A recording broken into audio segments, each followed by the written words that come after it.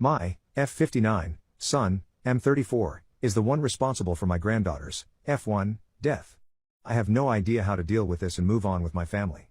I have two kids. My daughter's daughter passed away due to my son's stupidity. My son Andrew married Alexis 8 years ago. I am by no means a monster-in-law, never have been. But Alexis is a nightmare. She is anti-science, pro-Facebook science. She is awfully entitled and is sinking all their savings in some MLM scheme. And as such, they decided not to vaccinate their kids. They have a son, M10, and a daughter, F6. A month ago my daughter, Jenny, came over with her baby to pick up some of her old things. She decided to stay for coffee and cake. Andrew and Alexis moved right across from us after the lockdown lifted. My husband and I assume it's because they were planning on using us for free childcare. Anyway, as Jenny was over, Alexis rang the doorbell. Before I could even say hello, her kids came spilling in. They are nice kids, somewhat bratty, but they do have a heart of gold. I love them so much. But because of them not being vaccinated, I don't like having them around the same time as babies. I tried to keep things calm, but the kids had run upstairs to where Jenny's baby was sleeping and were cuddling with her. I managed to get them to come down, but they had been with the baby for a few minutes. Fast forward a few days, Jenny calls me in tears telling me her and her fiancé are in the hospital because their baby had a high fever and couldn't breathe properly.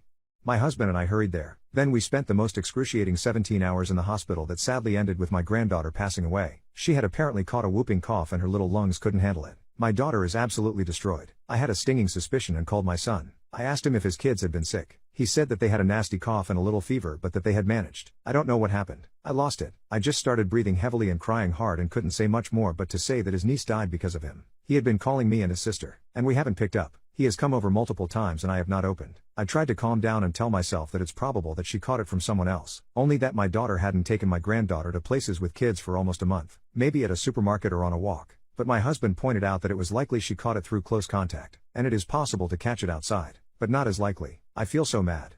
So angry. I don't know what to do. I love my other grandkids. And I feel like they are going to suffer with them as parents. How do we go forward? Jenny is never going to forgive Andrew. And I don't know if I can. To clarify, my granddaughter was compromised. She had already a condition that rendered it impossible for her to get her shots, which is why my daughter was so careful and didn't expose her baby to more than park air and took heavy precautions if they had to go to closed spaces with her.